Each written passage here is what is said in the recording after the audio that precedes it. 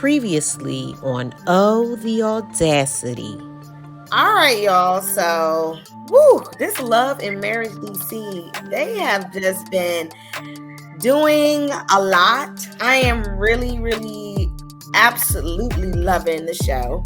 I think they are really grasping my attention. They got some really great storylines.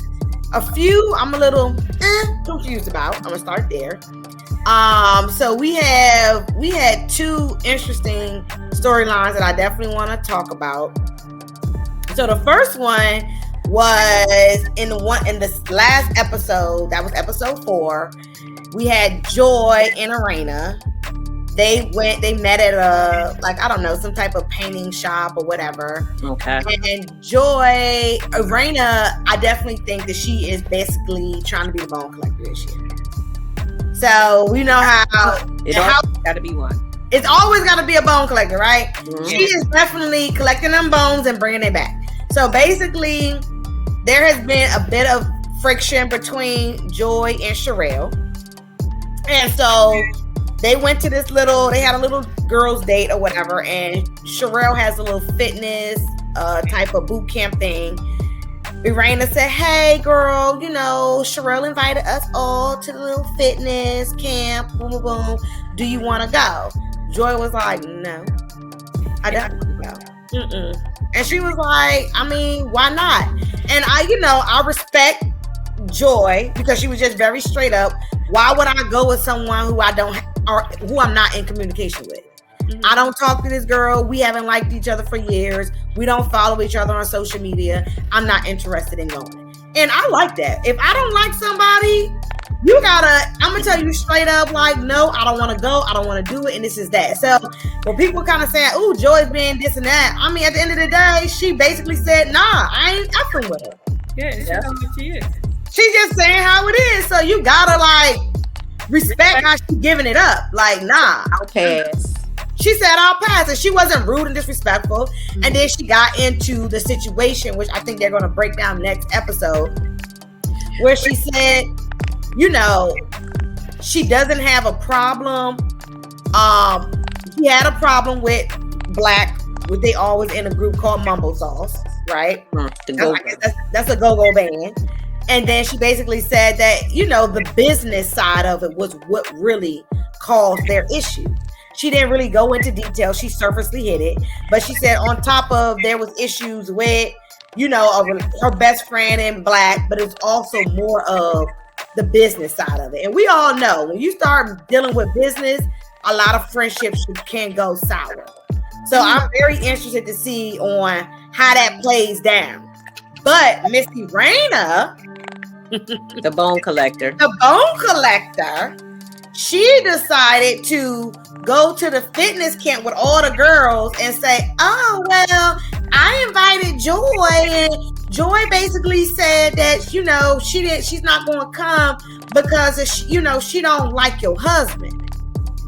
So as a married woman, if you say you don't like somebody's husband, that's always going to be on defense. Yeah. And I don't see anything wrong with that because he's a part of me. We have an issue. And she's being very clear in saying, these are my issues with this woman.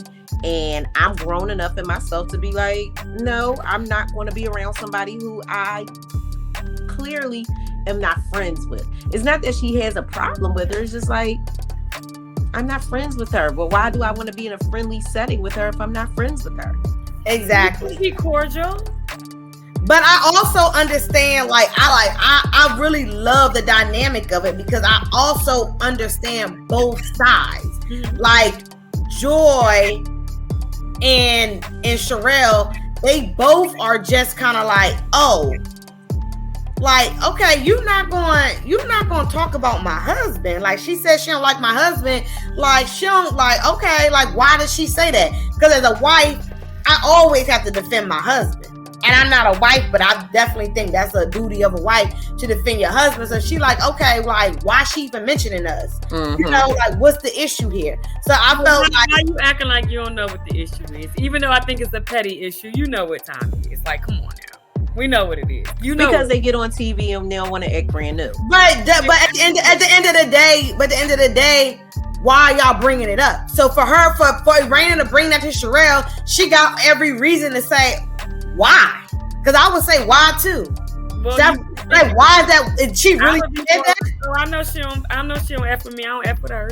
Or whatever. Or she don't F with me on some stuff she thinks. Well, she said she didn't like her husband.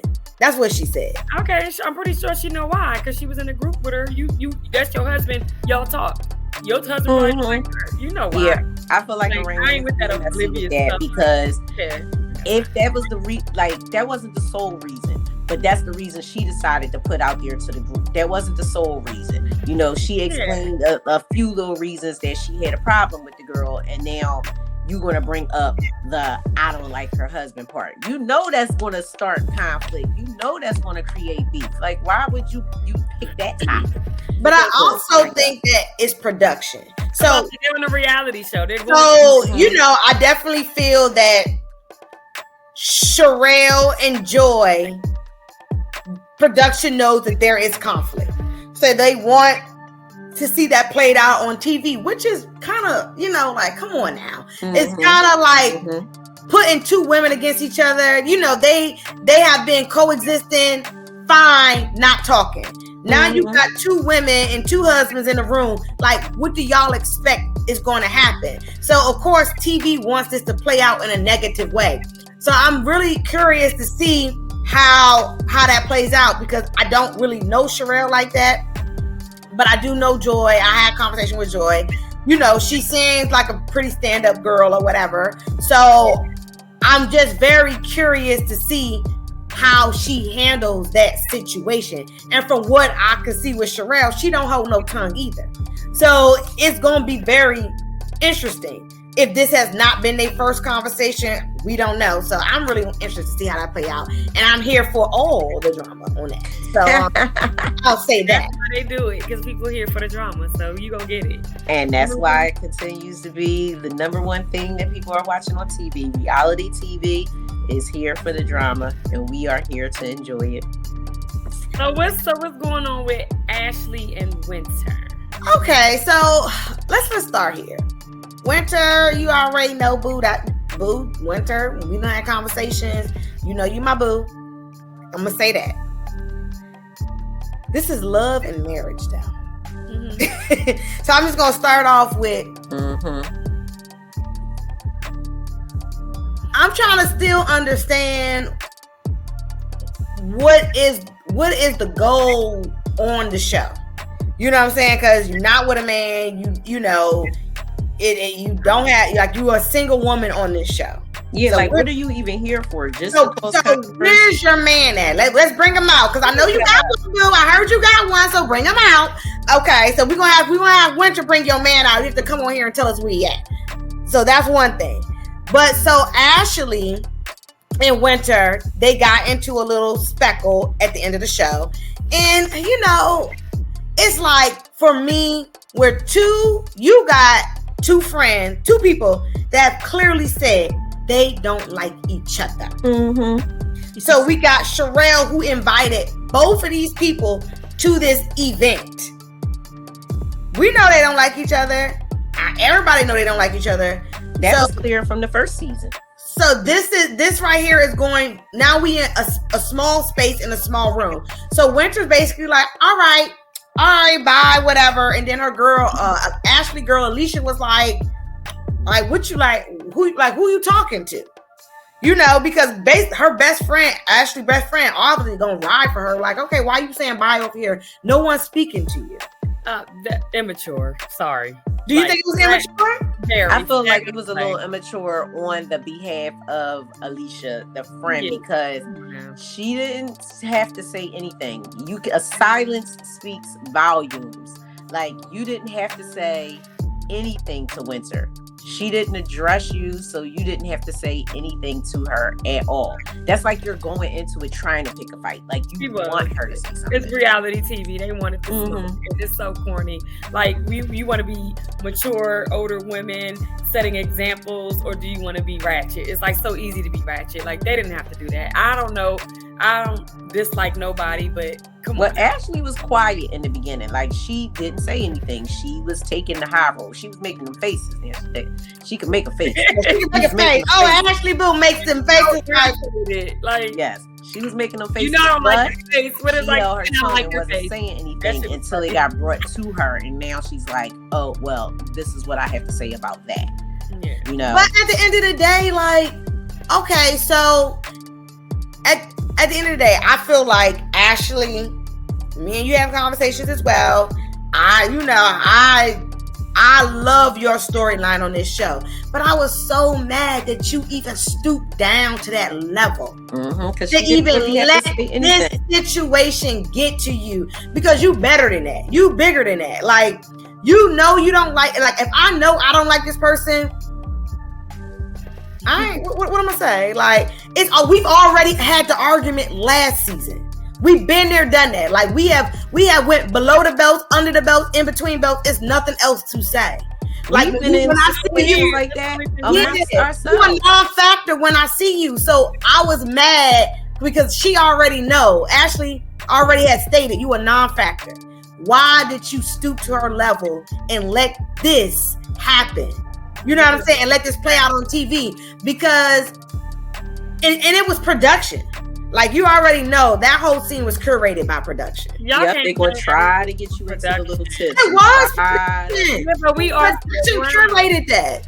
Yeah, but if you grown and you know what time it is and you don't feel like entertaining it, can't no producer make me do something I'm not gonna do. It's just not happening. I mean, but some people will continue to poke the bear. I mean, we have experienced that in our own ongoings in regular life, not on no reality TV show, unless we posted it on social media, where people will continue to just tap and poke and tap until now I have to say something, because you already know I'm not being bothered with you. I'm all the way over here, you all the way over there, but you want to continue just to pick and pry wanting me to say something. Now you got my attention. Now I might just have to say something.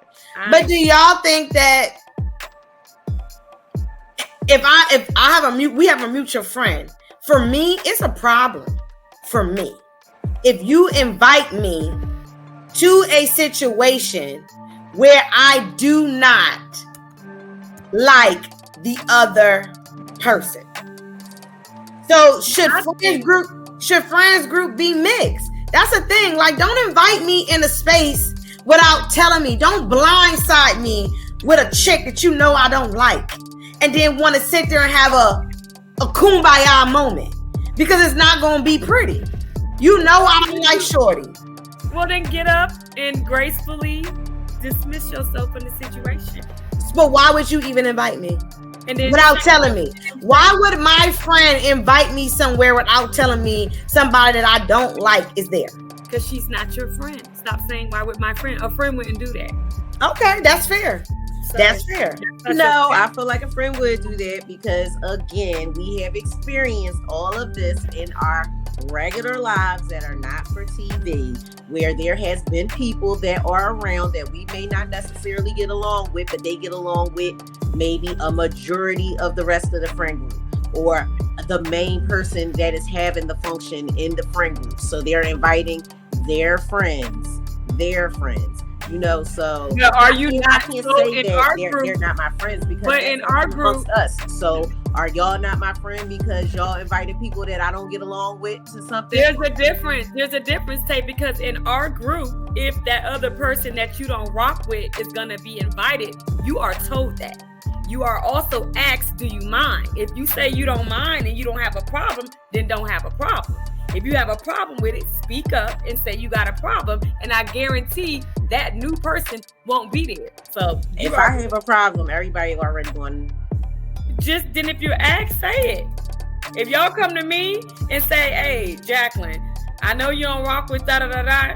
I invited her to my party," I'm gonna say, "Well, I'm glad you did have a good party, because if I come, I'm gonna ruin your party. So I'm gonna stay my ass at home, and y'all have fun. Tell me about it tomorrow." But do you think it's rude and disrespectful to invite because some people think that they're doing interventions, as if Sherelle probably thought like, hey, I'm gonna try to get these two together in one room and speak, knowing that they don't like each other. With the cameras there. Okay, that's a brilliant idea. Please, no. Leave them for Dr. Phil. I don't want no interventions. No, you can call me. I already told you I'm not banging with Shorty. No. Yeah, I agree. Like, I don't surprise me with a chick I don't like. Lord Jesus Christ, no, because my attitude ain't right, my mojo ain't right, and it's all gloves off. Because if she look at me the wrong way, cameras rolling, I don't care. And see, I don't care. Like, I get to the point where I do not care. Your friends know that. And I would there, and it would be made for TV, because I would I know. Like, y'all got me.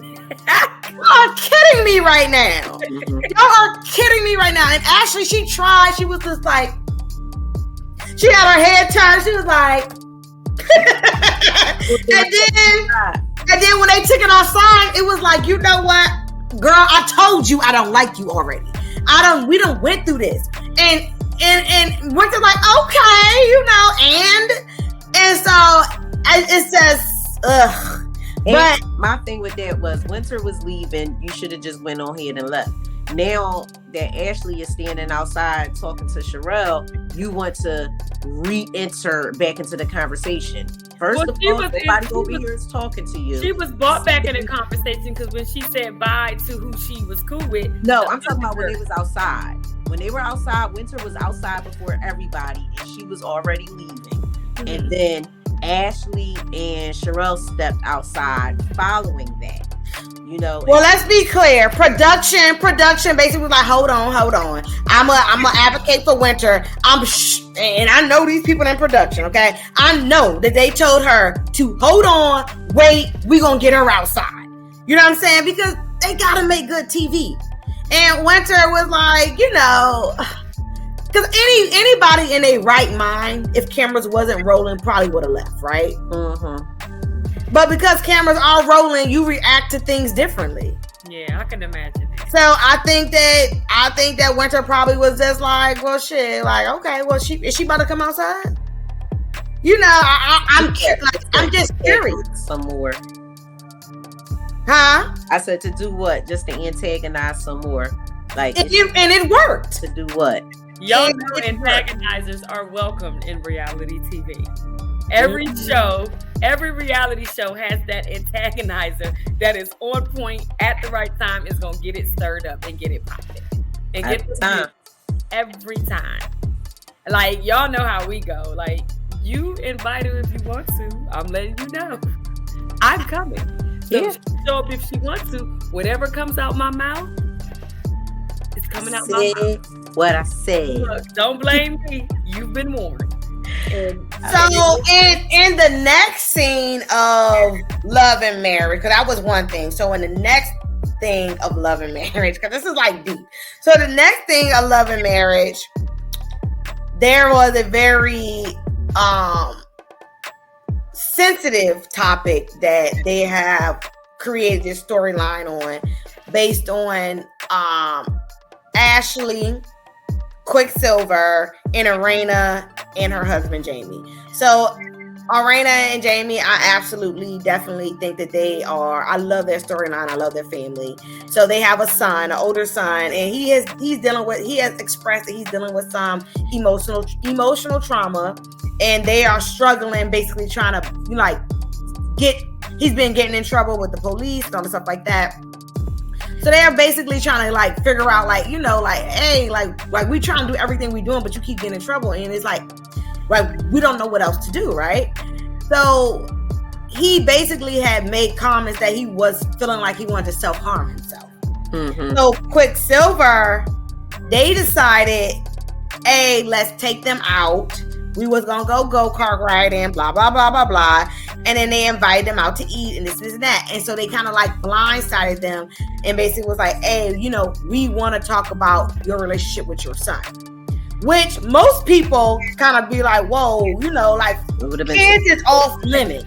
Like, we're not about to really talk about our kids. That's definitely one thing I always see on reality TV. Like, we don't really, you give us a heads up if it's the topic of our kids. Basically, they decide to talk about their kids. Mm-hmm. And I really appreciated the conversation, but I definitely felt that it was sensitive because Ashley, she basically in past episodes has said that she has dealt with suicidal thoughts and mental illness, and she even wrote a book about that, and I felt like I admire her for coming out and telling her story.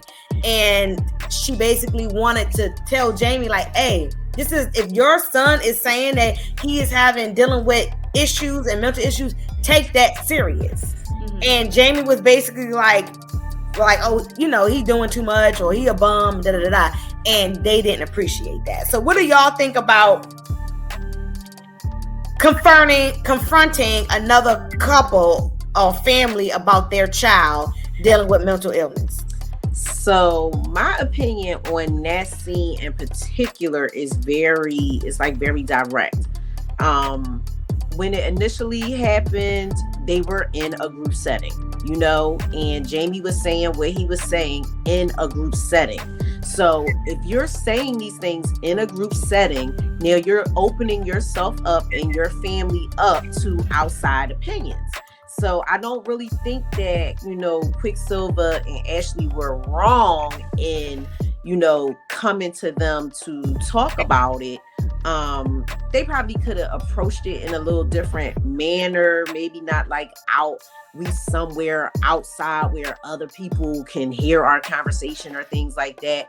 But I mean, they opened themselves up to it by having that show out at that table that they were at and that group setting. They were out in public when he initially said it, and they must have been drinking because he was like, I don't even remember saying that, and I don't remember calling him a bum, and I don't remember saying it. But they, production again gonna be quick to show that this is what you said, and this is when you said it, and this is how you said it, and you said it. So I don't necessarily think they were wrong, and I feel like they were coming from like a caring and loving place. Like, you don't want to just throw your child to the wayside by saying these things and make them act good on what it is that they have going on in their mind. Like, if that child, even if that child is an adult, it's still your child. If that child is expressing that they are having a hard time and they're thinking about taking themselves out of here, the thing that you will want to be doing is, showing them and enveloping them in love so that they would not, want to make good on that threat. Even if it is a threat for attention, it's going to get the negative attention. You're giving it the negative attention by telling them they're attention seeking and that he's a bum and all of this other kind of stuff. Like, I don't think they were coming from a bad place. I felt like they were actually like wanting to talk to their friends about the struggles that their son may be going through, and just to give like another viewpoint. Like you said, that Ashley had wrote a book and she talked about, her suicidal ideation and things like that. I feel like maybe they need to hear that from somebody else that they respect, in order to just see that it's not just their son that's going through this. This is not like a personal thing just to their son. Like, this happens to a lot of people out here, and y'all have to like acknowledge that and see how you can work through that with him so that he doesn't make good on it. I think they were coming from a good place. I felt like that was it was a sensitive topic, but I felt like it's something that needs to be talked about, especially in this day and age where a lot of young people and older people are just, committing suicide because they are not able to handle the emotional trauma and things that they have been going through. So I felt like that was a good segment. My take on it was, it definitely was a good segment. I'm definitely glad that they hit on it. But I'm the type of person that if you see, and everybody saw, to Shantae's point, it's like you did it publicly. So people are talking about it publicly. So if they wanted to approach them about the topic, that's cool and dandy. I like the fact that Ashley shared her personal experiences, but I'm all about solutions. So you heard what happened. Your friend expressed to you all that their adult child, and I know because he's an adult, Ashley and Quick probably thought it was okay to speak about it because it wasn't a minor child. I understand that part, but like you said, Tay, that's still their child. So their adult child had expressed some, moments of feeling suicidal. Ashley, you've been through it, so give them some solutions, some counselors, or maybe you can try this. I wish they would have put that more, left out more of the opinion side of it. Like, I felt as though when Quick was going to the point, I would never talk to my son like that. I think that was a little hard for Jamie. That was a little abrasive. That's a little judgmental, because everybody raises different. I understand where he was trying to go, but it did not come out well.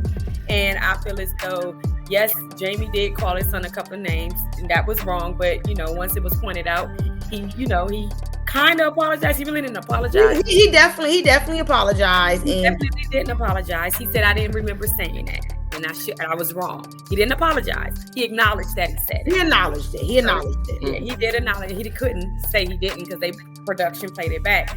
But I wish that they would have honed in or focused more on resources to help their adult son. Maybe Quick and Ashley could have asked them, we want to know if we can take him out and just talk to them, because she's been through it. Maybe we can give some resources to get him help, because at the end of it, we still have an adult child that is still having these thoughts. We don't know if they're doing anything behind, when the camera's off, but it's public now. So maybe if they brought that to it, I think it would have softened the blow. I think the atmosphere was completely wrong. Maybe if they've been in a more intimate setting. Yeah, like at home or something like that. And I also... But you'll go to Frenchtown or wherever this is, they have this type of conversation. That's not fun. And I also think that if Quick and Ashley would have told Jamie and his wife and given them a heads up, hey, we wanted to talk to you about the other night. It was something said. We just want to get together and speak to you. I think that would have been a better way to do it. But that's like they told us, but they didn't tell them. Absolutely. But there were also a lot of things that were edited out. But I definitely think that I commend Ashley and Quick for even sitting down and having that conversation. Because some people, a lot of people of our color, we don't like to talk about this. This is not a situation that people of our color are comfortable talking about. And they like, oh, we ain't gonna talk about that. You know what I'm saying? So I like the fact that they like, hey, let's take this couple out. Let's talk to him about this, because I have dealt with something like this, and I don't want to see your son have to deal with something I've dealt with at that age. Because Ashley has said, hey, at this age, I was at that exact place, and I've been there twice, and she said she's been there 3 times. She said she's been there 3 times. Touched on it a little bit where it started, because you think of stuff like that, like you really have to go to the root of it. Where did it start? From what she said, from what they showed, it sounds like it started from abandonment. How her mother. I definitely agree. Or maybe hers definitely, I agree, might have started, and she cleared this up if I'm wrong, but I think it definitely started from a point of abandonment from her mother. And her mother not taking full responsibility of the trauma that she caused when she left her child. And she has been dealing with that and dealing with those issues. So I think that a lot of parents, we don't really get down to the root, because we don't think that we're doing anything wrong. You know what I'm saying? And I think that, I'm providing, I put food and shelter and clothing. Like, what else you want from me? I done did it all. But there are certain things that kids, this goes, they feed into this, and it transcends into them being an adult. So there's something that might have triggered or happened in Jamie's life. Yes. Where he feels something, some type of void. Mm-hmm. And he's looking for something, because he grew up his dad was in law enforcement. He had a great career. His mom was an entrepreneur. So like, he grew up pretty well, well off from what we see. So it's something emotionally that is disconnected. And I feel like that's the thing that Black people they don't want to talk about. Yeah, they don't want to get to the root. They don't want to get to the root. And I think that, ignore it. No. And I like that they are bringing this out in this reality show, because this is a subject that a lot of Black households struggle with. I feel like it helped me so much in my life, and helping me to deal with the things that I have been through in my life. Because just like Jamie, I don't feel like I had like a struggle life coming up. I don't feel like I grew up like not having a pot to piss in or a window to throw it out of, like a lot of people who have childhood traumas may have had.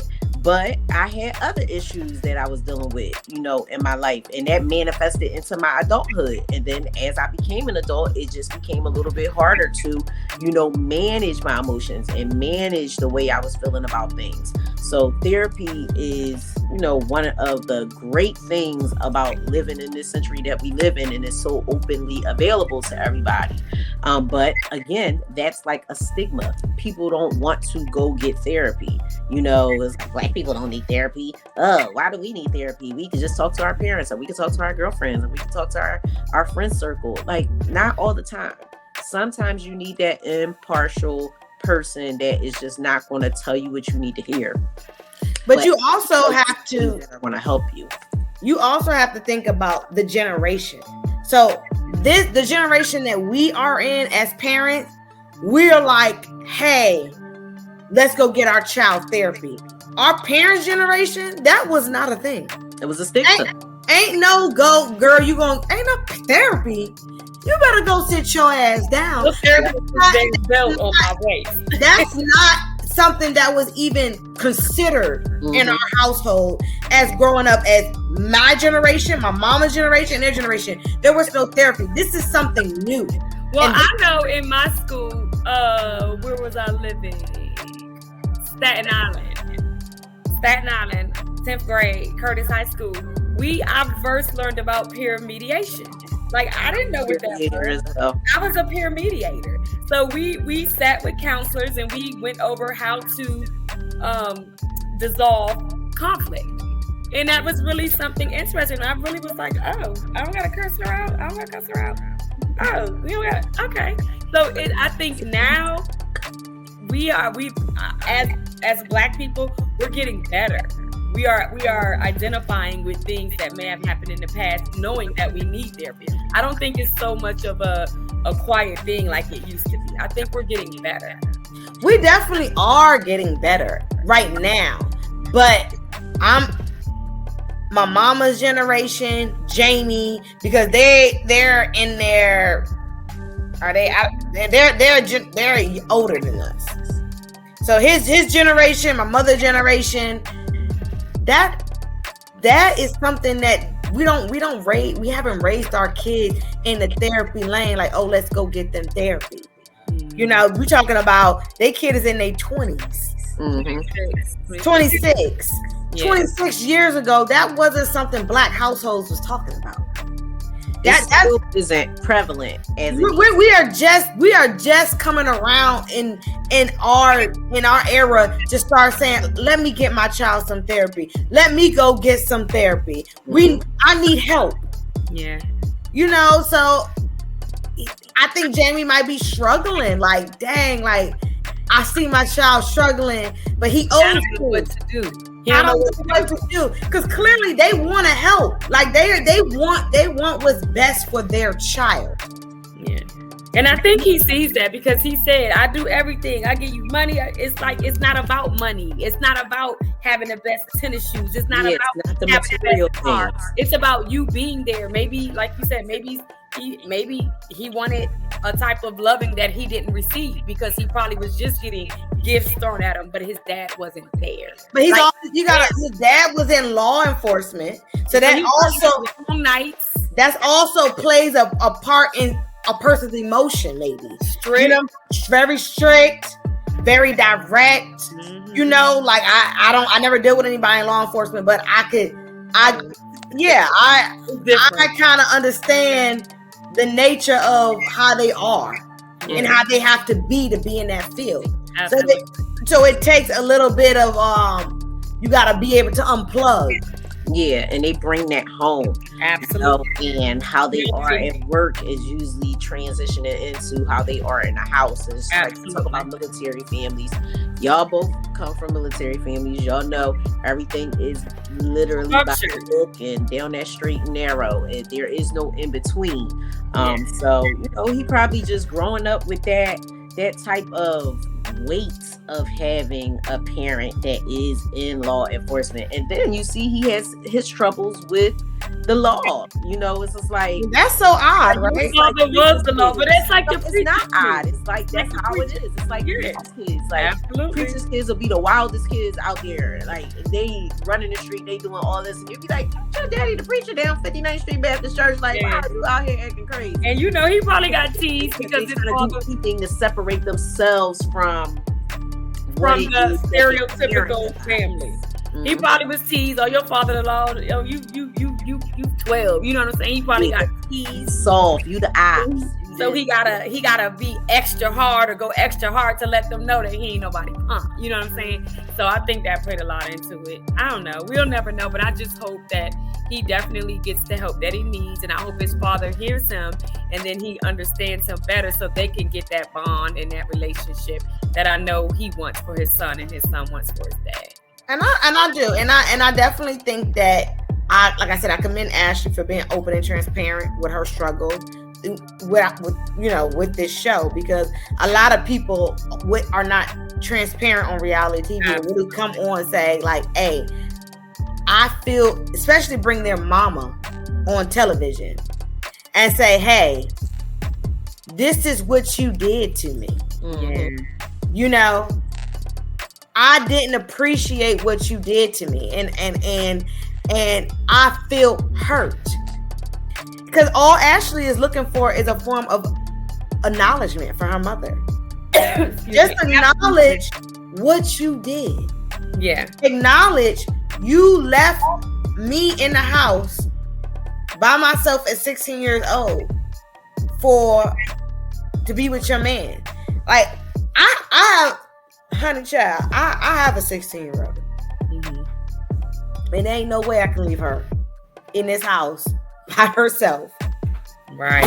To be with a man and go sleep with my man in his house every day and just pay the bills. I mean, look, it would be a mess in here. Like, I couldn't even imagine the thought. But what type of man would be okay with his woman leaving their child, daughter or son for that matter, just to be with him? Like, come on now. That's a scumbag type of men. That there are men out there like that. Just like the mom was a mom that was willing to go do that. There are men out there that see nothing wrong with it.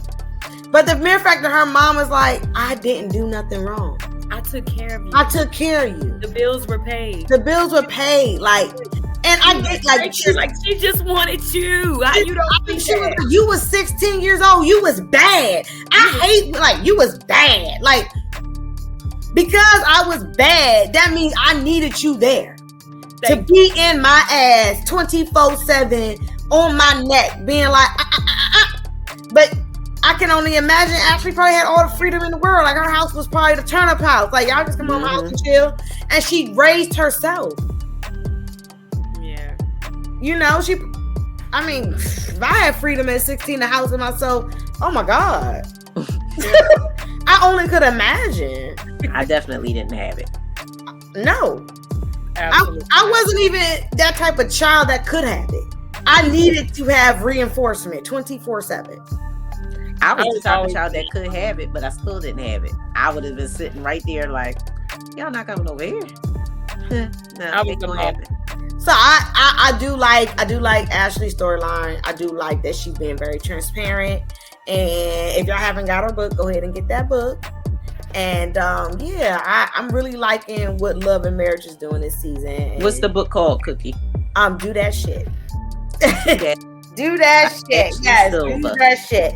So if y'all haven't checked it out, go ahead and get Ashley's book, Do That Shit. And it's a really good read. I did read it. It was very informative. I think that she definitely highlighted some good things, good points in the book that a lot of people go through but are scared to talk about. And I think that is a stigma in the Black community. And she was able to just kind of write that, express that. And, like I said, I think it's a good read. And I think that if y'all haven't read it yet, ladies, go out and get it. Yes, congratulations, Ashley. It's on Amazon. And we definitely, as Black people, got to start talking about that more. So I agree. Yep. So yeah, that's where we are with Love and Marriage. So episode 5 will be out next Saturday at 8 a.m. So let's tune into that. Yeah. We had some good audacity moments. Yes. Lots of audacity in this episode, especially with these Valentine's audacity people out here. Because sometimes you wonder where they get the audacity. Make sure you like and subscribe on our YouTube page, and you gotta follow us on the gram, O_the.audacity.